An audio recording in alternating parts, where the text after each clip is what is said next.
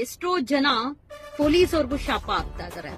Because ನಿಮ್ಮ police department ಅಲ್ಲಿ ಇರುವಂತ ಯೋಗೇಶ್ ಮಾಡಿದಂತ ಒಂದೇ ಒಂದು ತಪ್ಪಿಂದ ಅವನು ಮುಚ್ಚಾಕಿರುವಂತ ಸಾಕ್ಷಿ ಆಧಾರಗಳಿಂದ ಇವತ್ತು ಸೌಜನ್ಯ ಹೋರಾಟ ಇಷ್ಟು ಬುಗ್ಲೆದ್ದಿ ನಿಂತಿದೆ.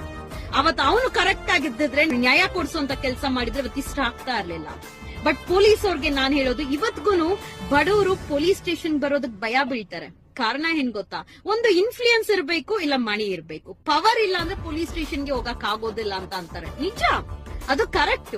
ಕೆಲವೊಂದು ಪೊಲೀಸ್ ಠಾಣೆ ರಿಯಲ್ ಎಸ್ಟೇಟ್ ಆಗಿದೆ, ಕೆಲವೊಂದು ಪೊಲೀಸ್ ಠಾಣೆ ಇನ್ಫ್ಲೂಯೆನ್ಸ್ ಮೇಲೆ ನಿಂತಿದೆ, ಕೆಲವೊಂದು ಪೊಲೀಸ್ ಠಾಣೆ ದುಡ್ಡಿಗೆ ನಿಂತಿದೆ, ಕೆಲವೊಂದು ಪೊಲೀಸ್ ಎಲ್ಲಾ ತರನೂ ಇದೆ. ನಾನೇ ಹೇಳ್ತೀನಿ, ಒಬ್ಬ ಹೋರಾಟಗಾರ ಮಾತಾಡ್ತಾ ಇದ್ದದ್ ನೋಡ್ದೆ, ಧರ್ಮಸ್ಥಳದ ಬಗ್ಗೆ ಮಾತಾಡ್ಬಿಟ್ರೆ ನಾನ್ ಬುಗ್ಲೆದ್ದಿ ನಿಂತ್ಕೊಳ್ತೀನಿ, ಸರಿ ಇರೋದಿಲ್ಲ ಅಂತೆಲ್ಲ ಏನು ಕಿರ್ಚ್ಕೊಂಡ್ ನರನಾಡಿಗೆಲ್ಲ ಕಿರ್ಚ್ಕೊಂತಾ ಇದ್ದ ಯಾವನೋ ಒಬ್ಬ ಹೋರಾಟಗಾರ. ನಿನ್ನ ಯೋಗ್ಯತೆಗೆ, ಅವನ ಹೆಸರು ನನಗ್ ಗೊತ್ತಿಲ್ಲ, ಆ ಕನ್ನಡ ಪರ ಹೋರಾಟಗಾರ, ನಿನ್ನ ಯೋಗ್ಯತೆಗೆ ನಿನಗೆ ತಾಕತ್ತಿದ್ರೆ ಧರ್ಮಸ್ಥಳ ಒಂದು ಗ್ರಾಮ, ಧರ್ಮಸ್ಥಳದಲ್ಲಿ ನಡೆದಿರುವಂತ ಅದೇ ಹಿಂದೂ ಹೆಣ್ಣು ಮಗಳು, ಕರ್ನಾಟಕದ ಕನ್ನಡದ ಹೆಣ್ಣು ಮಗಳ ಮೇಲೆ ಅತ್ಯಾಚಾರ ಕೊಲೆ ಪ್ರಕರಣ ಆಗಿದಲ್ಲ, ಅದ್ರ ಬಗ್ಗೆ ಮಾತಾಡುವಂತ ಯೋಗ್ಯತೆ ಇಲ್ವೇನೋ?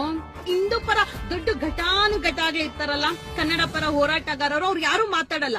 ಬಿಕಾಸ್ ಹೆಣ್ಣು ಮಕ್ಕಳ ಮೇಲೆ ಒಂದು ಸಲ ಅತ್ಯಾಚಾರ ಮಾಡಿ ಬಿಸಾಕ್ಬಿಟ್ರೆ ಅದು ರೇಪು. ಆದ್ರೆ ನಿರಂತರ ರೇಪ್ ನಡೆಯುತ್ತಲ್ಲ, ಈ ಕೆಲವೊಬ್ರು ಇರ್ತಾರೆ ಗಂಡಸರು, ಹೆಂಡತಿ